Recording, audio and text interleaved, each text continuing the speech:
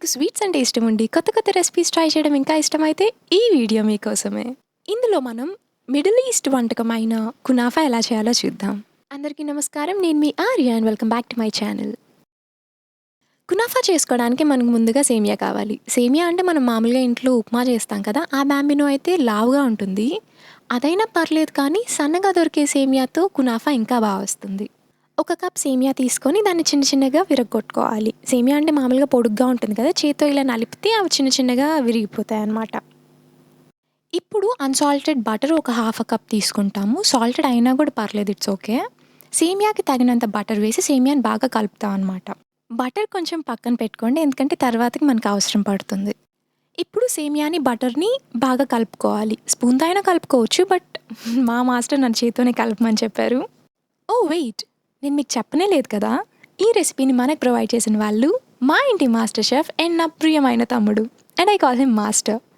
He's a school going kid and cooking అంటే తనకు చాలా ఇష్టం. డిఫరెంట్ క్విజీన్స్ ట్రై చేస్తూనే ఉంటాడు, అండ్ తను చేసి పెట్టేదాకా నాకు కునాఫా అనే ఒక డిజర్ట్ ఉంటుందని కూడా తెలీదు. సో మీకు కనుక ఏదైనా రెసిపీ కావాలి అంటే కింద కామెంట్ సెక్షన్లో @మాస్టర్ అని చెప్పి మీకు కావాల్సిన రెసిపీని కామెంట్ చేయండి. సో దాట్ తనకి చూపించి తన చేత చేయించడానికి నేను ట్రై చేస్తాను. ఈ విధంగా బాగా కలిపేసి దీన్ని కాసేపు పక్కన పెట్టాలి. ఇప్పుడు మనం సెకండ్ లేయర్కి కావాల్సిన క్రీమ్ తయారు చేసి పెట్టుకుందాం. క్రీమ్ తయారు చేసుకోవడానికి ముందుగా స్టవ్ వెలిగించుకొని ఒక బాండల్ పెట్టుకొని అందులో ఒక గ్లాస్ పాలు వేసుకోవాలి. ఇప్పుడు ఒక గ్లాస్ తీసుకొని అందులో 3 స్పూన్స్ మిల్క్ పౌడర్ వేసి కొద్దిగా నీళ్లు వేసుకొని బాగా కలుపుకోవాలి.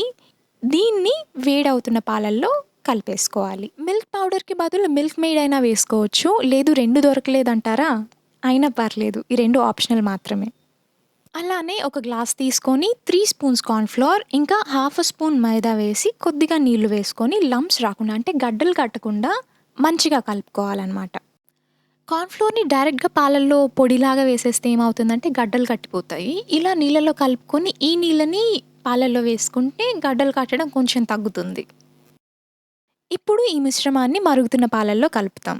ఎప్పుడైతే కార్న్‌ఫ్లోర్ ఇంకా మైదా కలిపిన నీళ్లు పాలల్లో వేస్తామో గడ్డలు కట్టడం స్టార్ట్ అవుతుంది. సో కంటిన్యూయస్‌గా తిప్పుతూ ఉండాలి అండ్ హై ఫ్లేమ్‌లోనే పాలు మరిగిస్తూ ఉండండి. పాలకి థిక్ కన్సిస్టెన్సీ, అంటే పాలంతా దగ్గరికి అయిపోయి క్రీమ్ లాగా ఫామ్ అయ్యేంతసేపు మినిమం ఒక 15-20 మినిట్స్ పాలని పెద్ద మంటలో మరిగిస్తూ తిప్పుతూ ఉండాలి. మధ్య మధ్యలో గడ్డలు ఫామ్ అయినా కూడా ఏం పర్లేదు. ఇది చల్లారిన తర్వాత మిక్సీలోకి ట్రాన్స్ఫర్ చేసి ఒక్కసారి మిక్సీలో తిప్పేసామంటే మంచిగా క్రీమ్ లాగా ఫామ్ అయిపోతుంది. లాస్ట్లో హాఫ్ స్పూన్ వెనిలా ఎసెన్స్ వేసుకొని కలుపుకొని స్టవ్ ఆఫ్ చేసేసి దీన్ని పక్కన పెట్టేసుకోవచ్చు. Essence is optional. Sugar syrup తయారు చేసుకోవడానికి స్టవ్ వెలిగించుకొని ఒక పాన్ పెట్టుకొని అందులో ఒక గ్లాస్ షుగర్ వేసుకుంటాము. దానికి ఒక గ్లాస్ నీళ్లు కలుపుకుంటాము. ఇది 1:1 రేషియో లాగా అనమాట. ఎంతైతే పంచదార తీసుకుంటామో అన్నీ నీళ్లు పోసుకొని మంచిగా షుగర్ సిరప్ తయారు చేసుకోవాలి.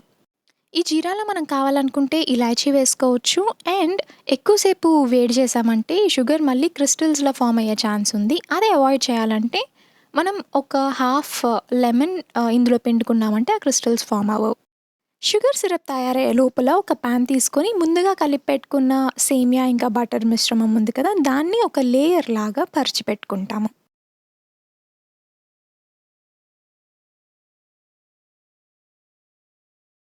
అంచుల్ని ఇలా ఒత్తుతూ రౌండ్గా పరిచి పెట్టుకోవాలన్నమాట. ఇప్పుడు దీని మీద మనం ఇంతకుముందే తయారు చేసి పెట్టుకున్న క్రీమ్ ఉంది కదా, దాన్ని వేస్తాము. అంచుల్ని ఎక్కువ వేయకండి, ఎందుకంటే అది కారిపోయి పాన్ అంతా ఎలా పడితే అలా అయిపోతుంది.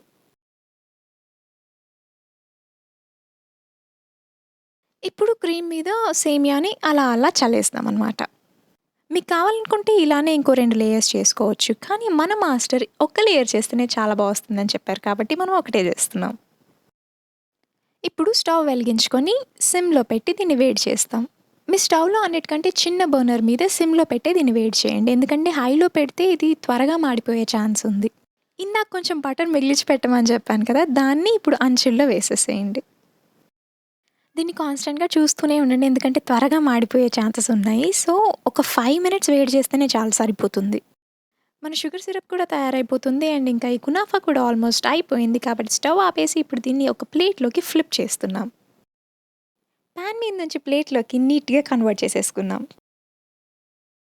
షుగర్ సిరప్ కూడా రెడీగా ఉంది. సో వేడి వేడి షుగర్ సిరప్ని తీసుకొని వచ్చి ఈ కునాఫా మీద వేసేస్తున్నాం.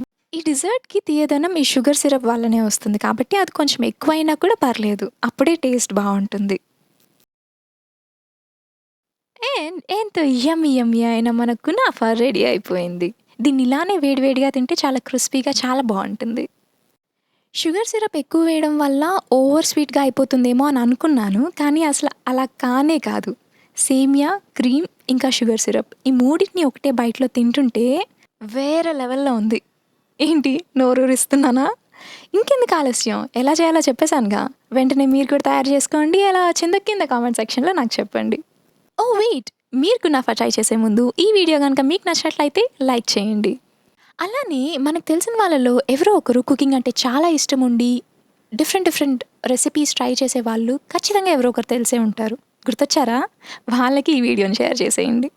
మీరు నా వీడియో చూడడం మొదటిసారి అయితే ఒకసారి తిరిగి నా ఛానల్కి వెళ్ళి నా మిగిలిన వీడియోస్ కూడా చూడండి. ఒక్కవేళ నా వీడియోస్ కనుక మీకు నచ్చినట్లయితే సబ్స్క్రైబ్ చేసుకోవడం మర్చిపోకండి. అండ్ సబ్స్క్రైబ్ చేసిన వెంటనే దాని పక్కనే ఒక గంట వస్తుంది, దాన్ని కూడా టాప్ అని కొట్టండి. మీరు ఆ గంట కొట్టడం వల్ల నేను ఎప్పుడు వీడియో పెట్టినా మీకు వెంటనే నోటిఫికేషన్ వస్తుంది, నా ఛానల్ నుంచి ఒక కొత్త వీడియో వచ్చింది అన్నట్లు. అప్పుడు మీరు వెంటనే నా వీడియో చూసేయచ్చు. ఇంకో వీడియోలో మళ్ళీ కలుద్దాం. అంతవరకు సెలవు. Stay home, stay safe and try different recipes with me Arya.